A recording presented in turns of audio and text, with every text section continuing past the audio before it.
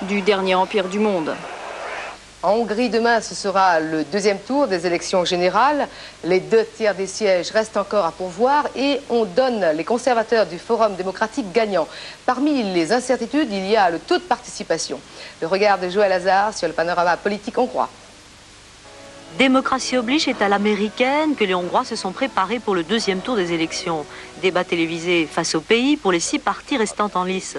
Pas de surprise, c'est Joseph Antall, le président du Forum démocratique, qui s'est imposé dans les débats. Il se comporte déjà en vainqueur du scrutin et en prochain chef du gouvernement hongrois, convaincu qu'il atteindra le score de 34,7% des voix au deuxième tour. Ce sont ce qu'il appelle ses alliés naturels, le parti des petits propriétaires et le parti chrétien démocrate populaire, qui devrait lui servir de force d'appoint, car il exclut une grande coalition avec son principal rival, l'Alliance des démocrates libres, autrement dit les sociaux-démocrates. À la différence de ces derniers qui verraient d'un bon œil un gouvernement d'union nationale à un moment où la Hongrie va devoir affronter des changements radicaux. Sur le fond, les deux frères ennemis de l'opposition ont des objectifs pratiquement similaires, le passage d'une économie planifiée, centralisée, vers une économie de marché de type occidental. Restent les nuances, le Forum se dit plus proche d'un capitalisme national et protectionniste. En Israël, démenti des collaborateurs du Premier ministre et du ministre de la Défense, il n'y aurait pas eu de contact secret entre l'OLP et les plus hautes instances du pays. D'autres faits maintenant de la journée avec les commentaires de Nathalie Ether. Jacqueline Valente sera libérée très prochainement. C'est ce qu'a réaffirmé aujourd'hui le Fatah Conseil révolutionnaire. Son compagnon et ses 2 enfants pourraient l'être également, mais le porte-parole de l'organisation islamiste a refusé de préciser la date exacte et le lieu de la libération. Rebondissement dans l'affaire du foulard islamique. La mère naturelle de Samira, la fillette qui voulait conserver son voile dans le collège de Creil, vient de déposer plainte contre le père pour détournement de mineurs. Mohamed Saïdani vivait avec elle et leurs 2 filles avant d'épouser une Tunisienne. Aujourd'hui, la mère veut récupérer ses enfants. Le TGV bloqué pendant 20 minutes en gare de Valence. C'est l'œuvre de manifestants plutôt motivés qui entendaient ainsi protester cet après-midi contre le tracé du prochain TGV Sud-Est. Le projet actuel prévoit le passage du train notamment à travers les vignobles des Côtes-du-Rhône.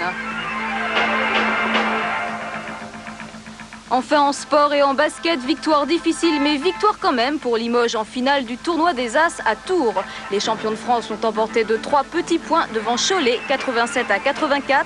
Prochaine étape pour Limoges, les demi-finales de la Coupe d'Europe le 17 avril à Saragosse. Par-delà la mort, Dali continue de nous faire des pieds de nez. Dali avait signé des quantités de feuilles blanches et les industriels se sont chargés du reste. Et c'est ainsi qu'hier, en Espagne, la police a saisi plus de 1000 fausses œuvres de Dali. Amateurs de surréalisme, vous allez être servis. Les centaines de faux Dali saisis hier par la police espagnole sont pour la plupart des vrais faux Dali. Car de son vivant, le génial peintre catalan, qui aimait beaucoup l'argent, n'avait pas hésité à signer de sa main quantité de feuilles blanches, avant de les revendre à des marchands d'art pas plus scrupuleux que lui, à charge pour ces derniers de rajouter la couleur. On estime que plusieurs dizaines de milliers de vrais fausses lithots de Dali seraient ainsi en circulation. Les saisies ont d'ailleurs tendance à se multiplier, comme ici à Valence, dans la Drôme, en juin 88. Il vaut mieux donc vous méfier si vous envisagez d'acheter une litho du maître de Cadaqués. Sachez en outre que les soi-disant certificats d'authenticité n'ont aucune valeur et qu'en ce qui concerne les différentes signatures de Dali, les experts en ont répertorié environ 345. Bon courage. Pas étonnant dans ces conditions que la cote de ces fameuses lithos de Dali baisse régulièrement et qu'on les trouve même en vente dans les supermarchés. Expertise de Clément Baïgrénal, il fallait que je le dise quand même. Le loto, il fallait jouer ce soir pour gagner le 11, le 13, peut-être les chiffres vont arriver, mais bien sûr, le 19, le 20, le 32, le 38 et numéro complémentaire, le 34. Les résultats du tiercé écarté à Vincennes aujourd'hui, c'est la fille de Perle qui a gagné aujourd'hui, la fille de Jolie Perle. Le 10, l'As et le 7 rapportent dans l'ordre exact 15 095 francs 50, ordre différent 2011 francs 50, quarté 110 364 si on ajoutait le numéro 8, 4 207 francs 80 dans un ordre différent. Merci infiniment d'avoir été avec nous toute cette journée.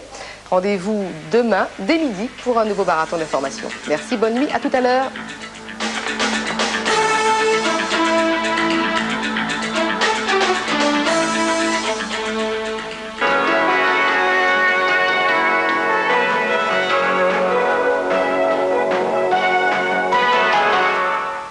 Bonsoir, notre dimanche devrait être un peu plus ensoleillé que ce samedi. Un anticyclone gonfle sur le nord et cette perturbation n'arrivera qu'en soirée. Alors demain matin, nous aurons un dégradé du nord au sud, soleil du Cotentin aux Ardennes, quelques nuages de la Bretagne aux frontières du nord.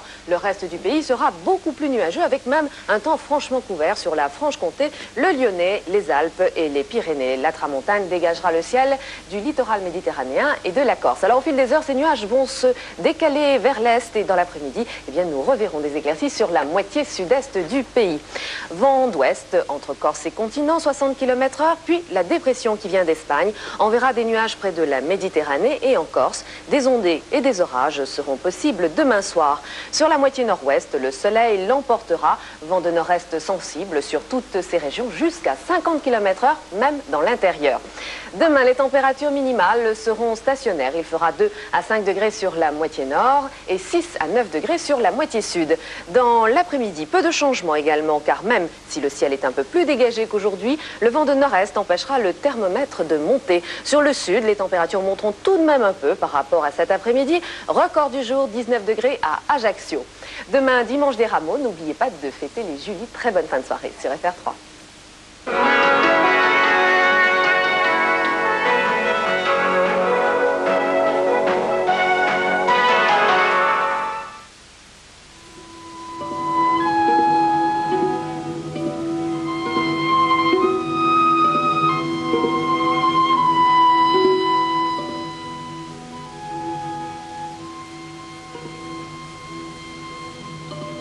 Bon, si vous voulez, je considère quand même la philosophie aujourd'hui comme l'unité de tout ce que je fais. C'est-à-dire, si vous voulez, la seule unité qu'il peut y avoir entre les différents livres que je fais à une époque donnée, c'est l'unité philosophique.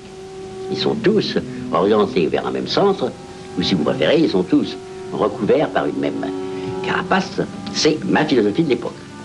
De sorte que, comme ça, je trouve un autre genre d'unité entre les différents trucs que j'écris, que par exemple vous pouvez en trouver en écrivant un roman qui serait tout entier fait sur la vie de province et de Paris, ou bien des romans comme Zola sur une famille sous le Second Empire.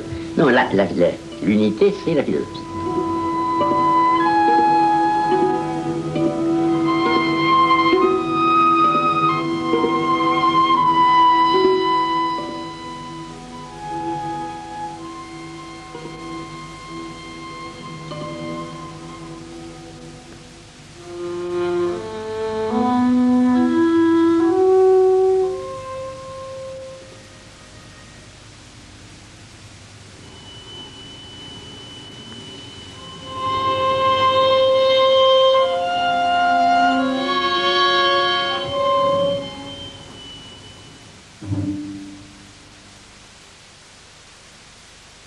La 7, 21h, dimanche, Sartre par lui-même.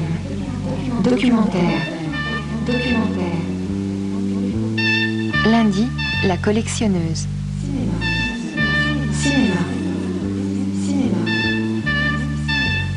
Mardi, La parade. Documentaire. Mercredi, Karl Lange.